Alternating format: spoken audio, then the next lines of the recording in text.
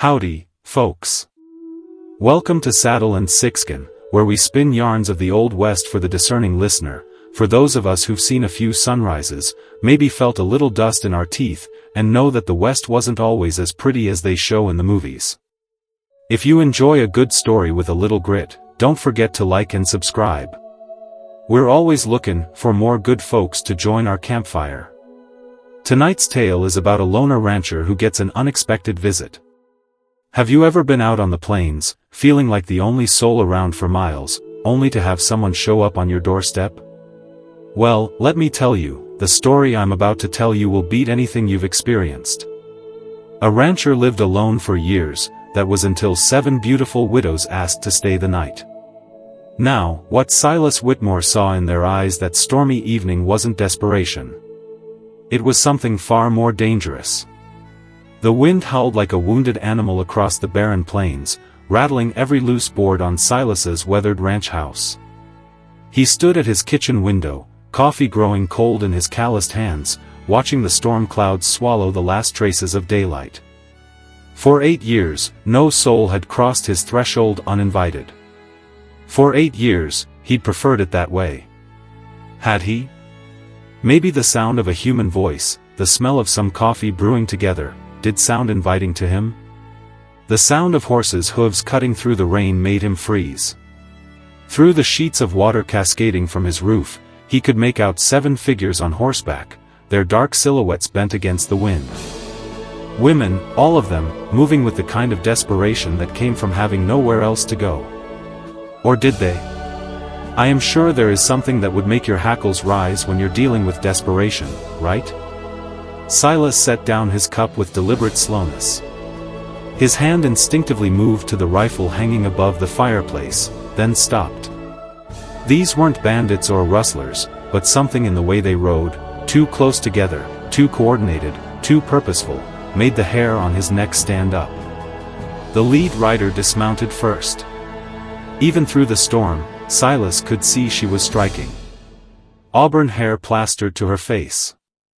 Traveling dress torn but expensive. She approached his door with the confidence of someone accustomed to getting what she wanted. The other 6 remained mounted, their faces hidden beneath wide-brimmed hats, but their posture spoke of women who'd seen too much of the world's cruelty. What do you think? Would you invite them in? We are approaching 25% of the story. If you enjoyed this so far, subscribe to Saddle and Sixskin, and be sure to like this video. Mister, the woman called out, her voice cutting through the wind. Please, we need shelter for the night. Silas studied them through the glass. Something wasn't right. 7 women traveling alone through this godforsaken territory in weather that would kill a man, and their horses? Those weren't the kind of worn-out nags desperate people rode. These animals were well-fed, well-cared for. He thought about his father's words spoken decades ago, a man's character is measured by how he treats those who can do nothing for him. What is your judgment with this matter so far? But his father had never met women who carried themselves like soldiers and smiled like they were keeping secrets. The auburn-haired woman knocked again, harder this time. Sir, please. We won't make it to town in this storm. Silas walked to the door, his boots heavy on the wooden floor. Every instinct screamed at him to keep that door locked. 8 years of solitude had taught him that people brought nothing but trouble and heartache. But the storm was getting worse. And even if these women were running from something or someone, he couldn't let them die on his land. His hand hovered over the door handle. Through the wood, he could hear them murmuring to each other in voices too low to make out words, planning something, maybe, or just trying to stay warm. You ever get that feeling, like you're walking into something you shouldn't? Well, Silas was about to experience that feeling tenfold. What he didn't know was that the moment he opened that door, everything he thought he understood about right and wrong, about trust and betrayal, about the price of loneliness, would be tested in ways that would leave him questioning whether some acts of mercy were worth the cost. We are halfway in. Click on that like button and subscribe to Saddle and Sixskin so we can grow our channel together. Because these 7 women hadn't found his ranch by accident, and the storm that brought them to his door was nothing compared to the one they were about to unleash inside his home. Silas opened the door, and the storm rushed in like an unwelcome guest. The auburn-haired woman stood there, water dripping from her traveling coat, but her green eyes held no gratitude, only calculation. Behind her, the other 6 women had dismounted and were leading their horses toward his barn without being asked. "Thank you," she said, stepping inside before he could change his mind. "I'm Magnolia Voss. These are my traveling companions."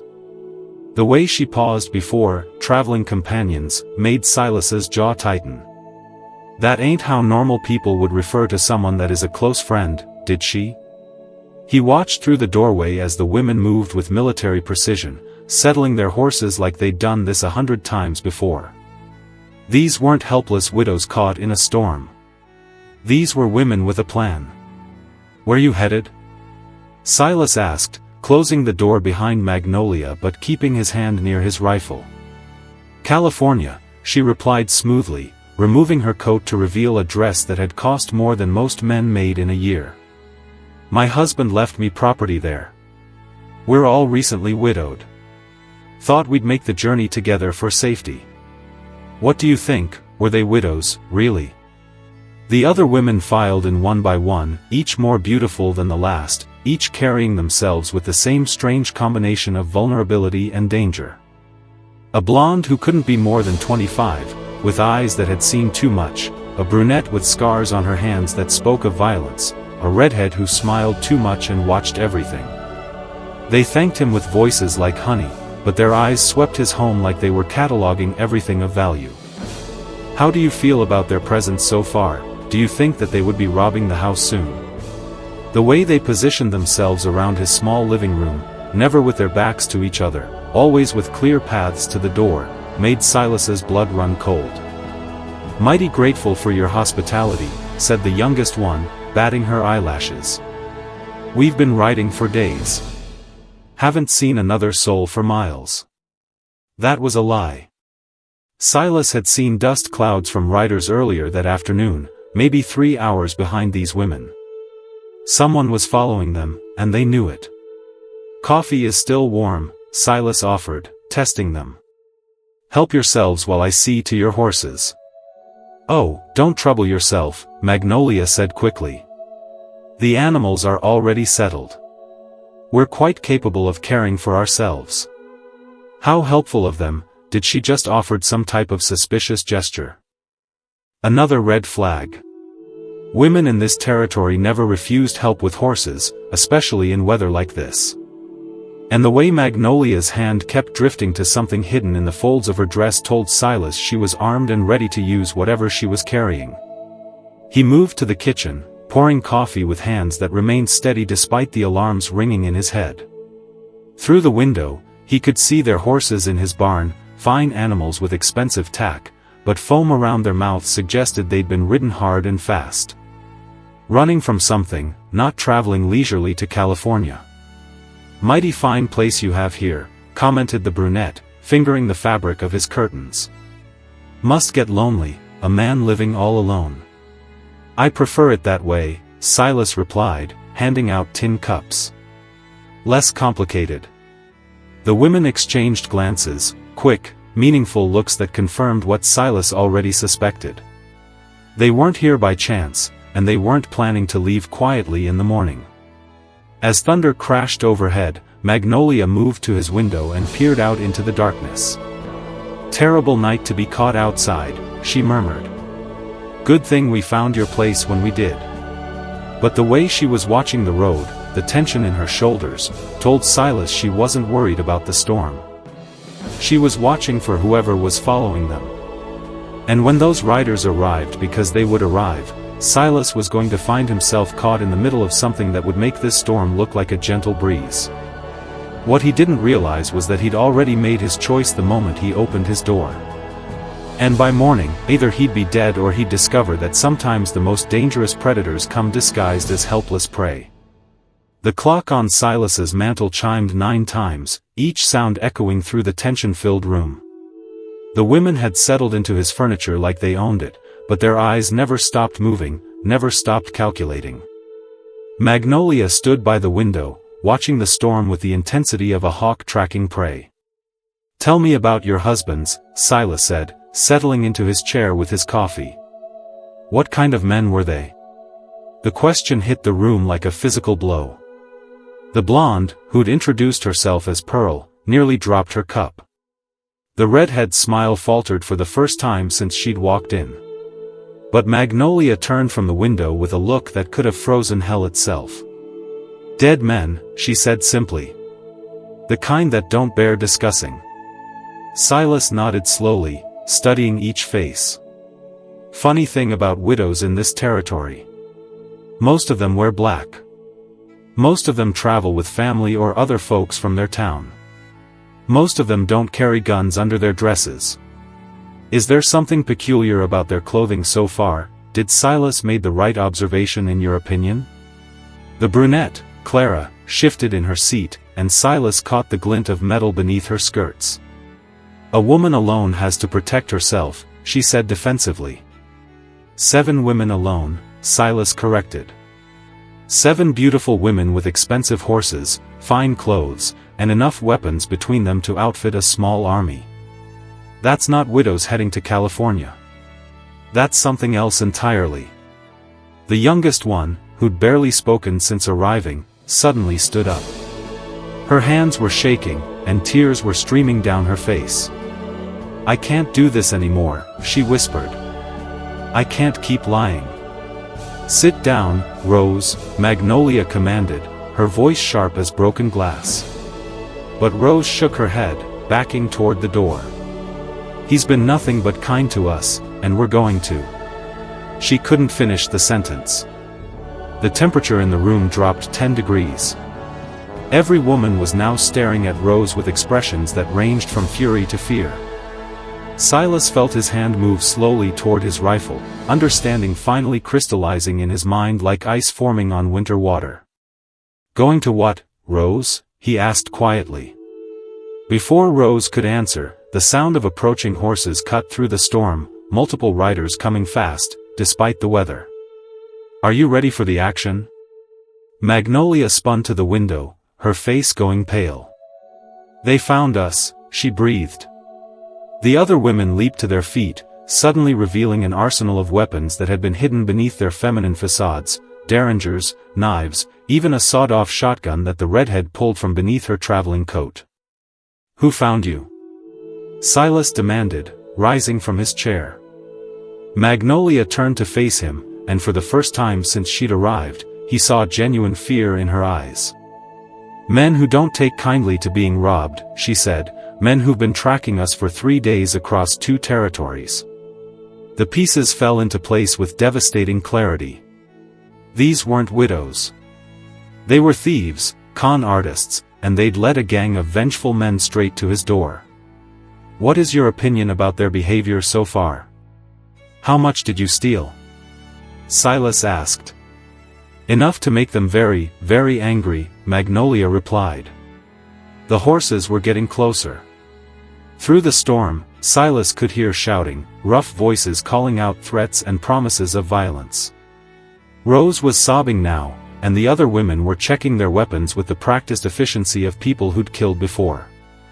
But what none of them knew, what Silas hadn't told anyone in 8 long years, was that before he'd become a hermit rancher, he'd been something else entirely.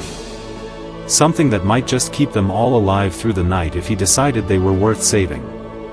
The riders burst into Silas's yard like demons emerging from hell.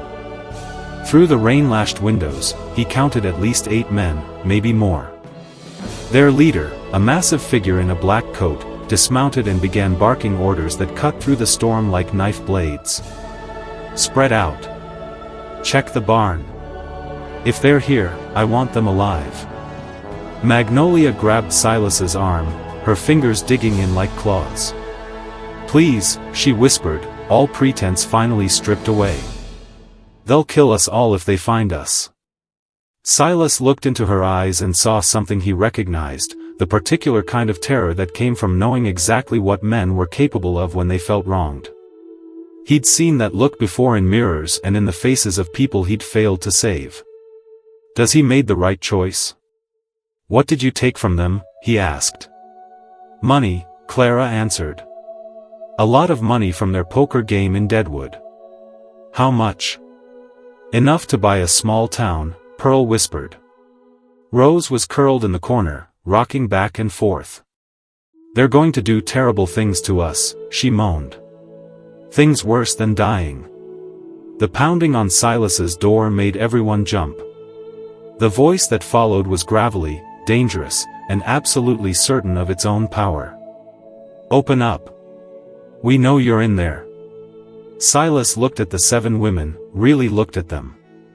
Beneath their beauty and their weapons, beneath their lies and their desperation, he saw something that reminded him of his sister who died because no one had been there to protect her when bad men came calling.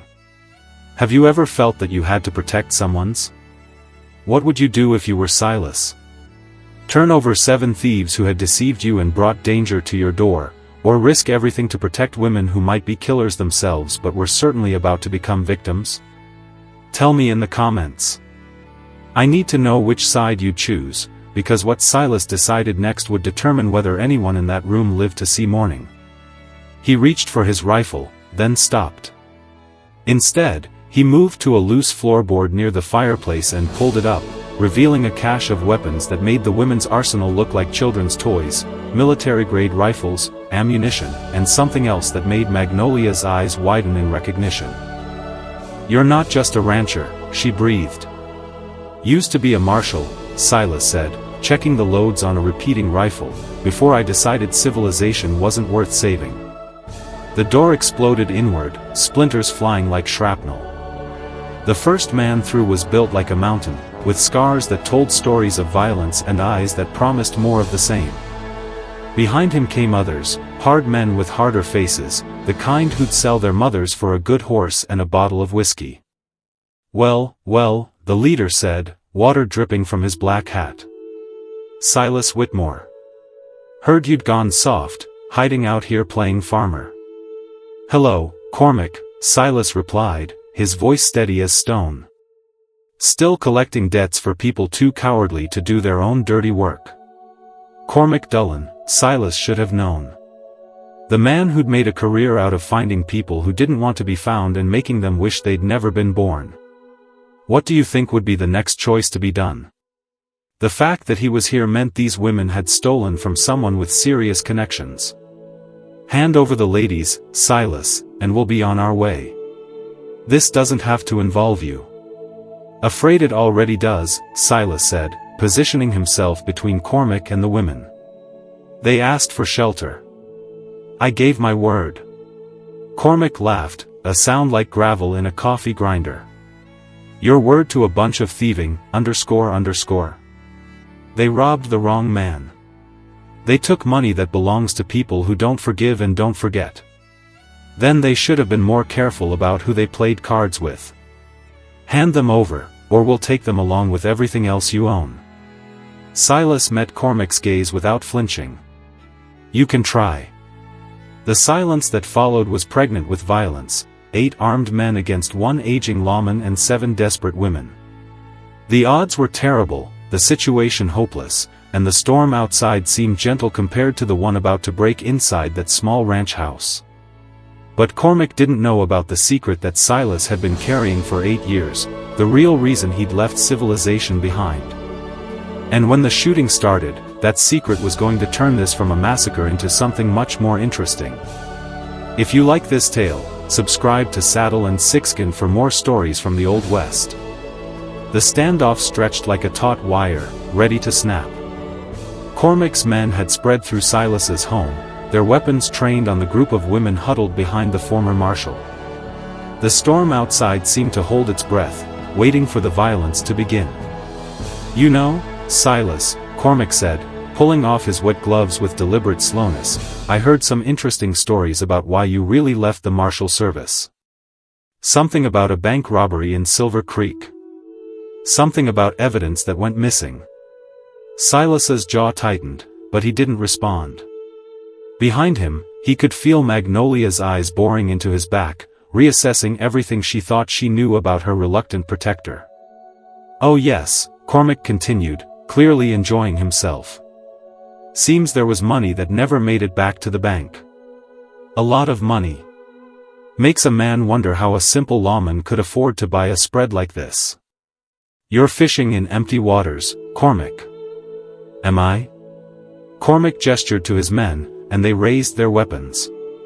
See, the way I figure it, you and these ladies have something in common. You're all thieves. Only difference is you got away with it. Rose let out a sob from the corner, and Pearl gripped her derringer so tightly her knuckles had gone white. Clara was calculating angles, looking for any advantage, while the redhead, Faye, seemed almost excited by the prospect of violence. But it was Magnolia who surprised everyone. She stepped forward, moving past Silas's protective stance to face Cormac directly. The money we took, she said quietly, it wasn't just sitting in some poker game. It was payment for girls. Young girls bought and sold like cattle. The room went dead silent. Even Cormac's men exchanged uncomfortable glances. We didn't steal from gamblers, Magnolia continued, her voice growing stronger. We stole from men who trade in human misery. Men who destroy innocence for profit. What is your assessment so far? That's a pretty story, Cormac sneered, but something in his voice had changed. Doesn't change the fact that you took something that doesn't belong to you. It never belonged to them either, Clara spoke up, her own weapon now visible. Every dollar was paid for with a child's tears. Silas looked at the women with new understanding, not just thieves, vigilantes, taking justice into their own hands when the law failed to act. It explained the coordination, the weapons training, the careful planning. These women weren't running toward California. They were running toward redemption. Makes no difference to me, Cormac said, but his voice lacked its earlier conviction. A job's a job. Money's money. Even blood money? Silas asked. Especially blood money, pays better. That's when Silas made his choice, not just to protect 7 women, but to stand against something that had poisoned his dreams for years. The same evil he'd failed to stop in Silver Creek, the same darkness that had driven him into isolation. He moved with the speed of a man 20 years younger, the rifle in his hand speaking before Cormac could draw his weapon. The bullet took the big man in the shoulder, spinning him around and dropping him to his knees. Anyone else want to debate the morality of child trafficking? Silas asked, working the lever on his rifle. The remaining men found themselves facing not just a former marshal with a lifetime of experience but 7 women who'd already proven they were willing to kill for what they believed in. The odds had just shifted dramatically, and the storm outside was about to seem peaceful compared to the reckoning that was coming. What do you think of the choice that he had done? The gunfight erupted like a thunderclap. Cormac's men, caught off guard by Silas's sudden violence and the revelation about their employers, hesitated for a crucial second. That hesitation cost them everything. Magnolia's derringer barked twice, dropping the man nearest the door. Pearl and Clara moved like dancers, their weapons finding targets with deadly precision. Faye laughed as she fired, a sound more terrifying than any scream. Only Rose remained huddled in the corner, sobbing as violence exploded around her. Silas worked his rifle like a man possessed, each shot deliberate and final. Years of isolation had done nothing to dull his skills as a lawman. If anything, the solitude had sharpened his focus, refined his purpose. These men had come to his home to collect human cargo, they would leave as corpses. Fall back. Cormac screamed, blood streaming from his wounded shoulder. Fall back to the horses. But there was nowhere to run. The storm outside had intensified, turning the world beyond the ranch house into a howling void.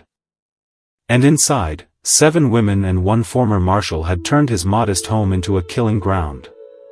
One of Cormac's men tried to use Rose as a shield, grabbing the sobbing girl and pressing a knife to her throat. Drop your weapons, or she dies. That's when Silas saw something that made his blood freeze. On the man's wrist, barely visible beneath his dirty sleeve, was a brand, a mark he'd seen before in Silver Creek, on the wrist of a dead girl who couldn't have been more than 14. The same mark these women had been fighting against. "You know what that symbol means, don't you?" Magnolia called out, seeing Silas's recognition. "You've seen it before. It's the mark of the organization." Silas had indeed seen it before, on victims, on evidence that had mysteriously disappeared, on corpses that had been written off as accidents or suicides. The mark of an organization that treated human beings like livestock, that bought and sold innocence to the highest bidder. "Silver Creek," he whispered, understanding flooding through him. "That's why the evidence disappeared. That's why the case got buried. Your own people were involved. Judges, sheriffs, politicians, all bought and paid for," Clara confirmed, her weapon still trained on Cormac. The man holding Rose pressed his knife closer to her throat. "I said, drop your weapons." Instead, Silas did something that shocked everyone in the room. He set down his rifle and reached into his shirt, pulling out a small metal badge, not his marshal's star, something else, something that made Cormac's eyes widen in recognition and fear.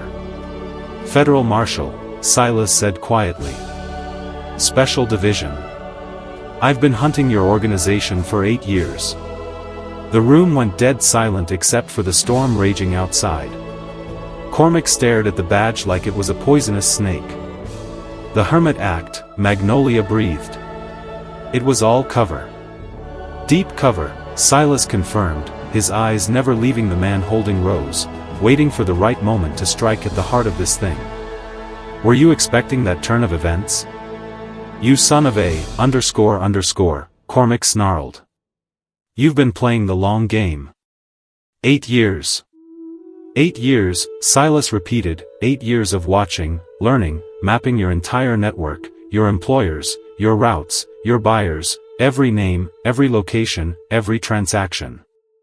The man with the knife was sweating now, realizing he was caught between federal justice and 7 women who'd already demonstrated their willingness to kill. His hand trembled as he pressed the blade against Rose's pale throat. "Let her go," Silas said softly, "and I'll make sure you live long enough to testify." "Against who?" the man demanded. "Everyone, every politician who took your money, every judge who looked the other way, every sheriff who buried evidence. I've got 8 years of documentation hidden where your bosses will never find it." "You're lying." Silas smiled, and it was the coldest expression anyone in that room had ever seen. "Try me." The man's resolve cracked. His knife wavered, and in that moment of weakness, Rose proved she was stronger than anyone had imagined. She drove her elbow into his stomach and broke free, leaving him exposed to 7 very angry women with very loaded guns. What happened next would haunt Cormac's dreams for the rest of his very short life. The man who'd held Rose hostage died before he hit the floor. 7 weapons spoke as one, turning him into a cautionary tale about underestimating desperate women. The sound echoed through the ranch house like divine judgment, final and absolute. We are at the end of this episode of Saddle and Sixskin, and if you liked this story, be sure to subscribe, like, and share to your friends and family. Cormac, bleeding and broken, looked around at the carnage that had been his crew, bodies sprawled across Silas's furniture, their blood soaking into wood floors that had seen 8 years of peaceful solitude. Only 2 of his men remained alive, both wounded, both staring at the federal badge in Silas's hand like it held their death warrants. "You played us all," Cormac wheezed, clutching his shoulder. "The whole time you were federal. The whole time you were scum," Silas replied, holstering his weapon. "The difference is, I was doing my job." Magnolia lowered her smoking derringer, her green eyes studying Silas with new respect. 8 years of watching children disappear, 8 years of building a case, that takes a special kind of patience. "That takes a special kind of rage," Silas corrected, controlled rage, the kind that doesn't burn out. It just burns deeper. Rose had stopped crying. She stood over the body of her would-be killer, her young face transformed by something harder than grief, cleaner than vengeance. "How many girls?" she asked quietly. "How many what?" Cormac gasped. Again, if you like this tale, subscribe to Saddle and Sixskin for more stories from the Old West. How many girls did your bosses buy and sell? How many innocents paid for your blood money? Cormac tried to laugh, but it came out as a cough that sprayed blood across his lips. You think killing us stops anything? You think this ends it? No, Silas said, kneeling beside the wounded man. This is just the beginning. See, I didn't spend 8 years just watching. I spent 8 years documenting names, dates, transactions, locations, every piece of your operation mapped out in detail. Where? Cormac demanded. Safe, Silas replied, in federal custody. And now that you've confirmed my intelligence by coming here tonight, by admitting what these women stole, by wearing those brands on your wrists? Well, now I have everything I need to bring down the entire network. Clara moved to the window, checking for more riders. Is this really over? She asked. For us, yes, Magnolia said, finally allowing herself to believe it. But for them? She looked at Silas. What happens to the men at the top? The ones who never dirty their own hands? They fall, Silas said simply. All of them. Federal marshals are already moving on safe houses in 3 territories. By morning, the organization that destroyed so many lives will be nothing but a memory. The storm outside was finally beginning to break. Through the shattered door, the first hints of dawn painted the sky in shades of hope and redemption.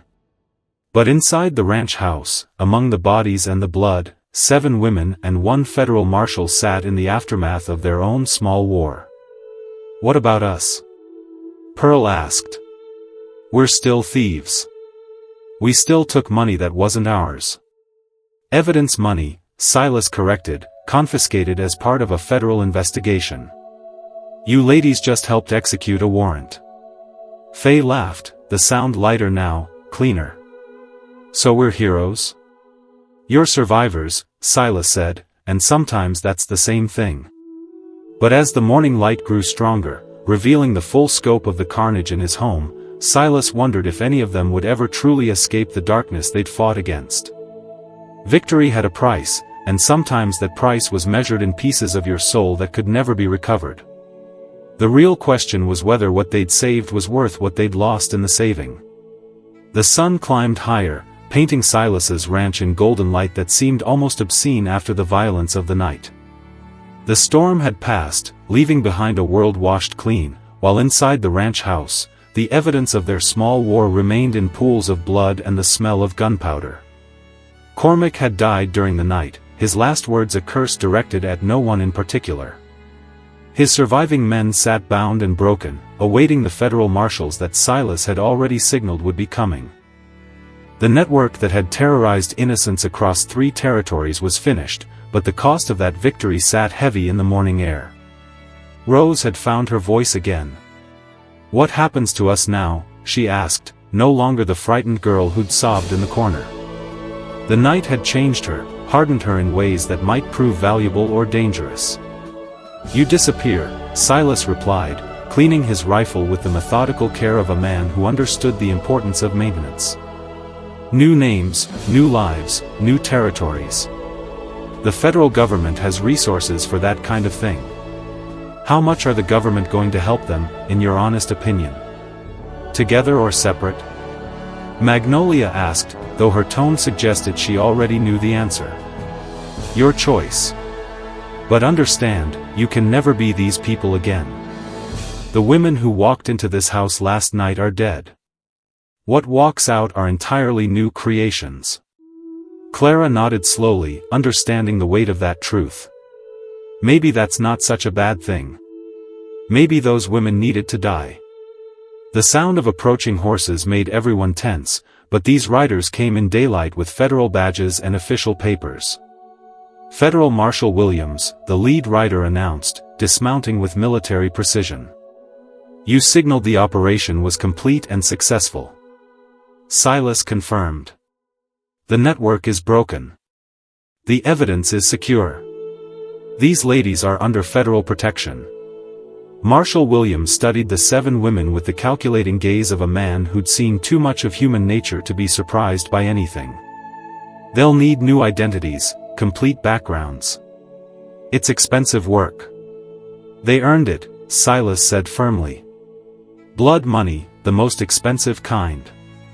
As the federal team began their work, processing the scene with efficient brutality, the 7 women prepared to say goodbye to the man who'd saved their lives and possibly their souls. But Rose hung back, approaching Silas with something like shyness. "The money we stole," she said quietly, "what really happens to it? What would you like to happen to it?" "There are places," she whispered, "safe places for girls who've been hurt, places that need funding, need protection, need someone to care about them." Silas nodded, understanding. "I'll make sure it finds its way to the right hands." Magnolia was the last to approach him. "You could have turned us in," she said, "collected the reward money, lived peacefully ever after." "Peace isn't something you achieve," Silas replied. "It's something you choose every day, with every decision. Last night, I chose to stand with people who were trying to protect innocence. That's as close to peace as men like me ever get. What about you? What happens to the federal marshal when this is over?" Silas looked around his ranch, blood-stained now, forever changed by the violence it had witnessed. "I think my cover is blown," he said with something that might have been a smile. "Time to find a new mission." The women left as the morning sun reached its peak, riding toward new lives with new names and the kind of future that few people get to choose for themselves. They disappeared into the vast territory like smoke dissipating in clean air, leaving behind only memories and the knowledge that sometimes justice comes from the most unexpected places. Silas stood in his doorway, watching them ride away, thinking about 8 years of patient waiting and 1 night of decisive action. The house behind him would need cleaning, rebuilding, exorcising. But for the first time in nearly a decade, he felt something like satisfaction. Sometimes the best victories were the ones that left scars. Sometimes the most important battles were fought by people with nothing left to lose. And sometimes mercy and justice walked hand in hand down a dusty road, leaving the world a little cleaner than they'd found it. So if you're enjoying the stories, subscribe to the channel. The rancher who'd lived alone for years had opened his door to 7 beautiful strangers and, in doing so, had found his way back to the man he'd always meant to be. What an interesting story. Did he really make a difference? In a world where innocence was bought and sold, where corruption ran deeper than anyone imagined, 7 women and 1 federal marshal had proven that some things were still worth fighting for, and that was a lesson worth remembering in any territory, in any time. Now, click on the video on the screen to hear a story even better than this one, where justice rides a darker trail and the price of redemption demands more than anyone expects to pay. Click on the video. We have several videos, why don't you listen to them and tell me if you like them?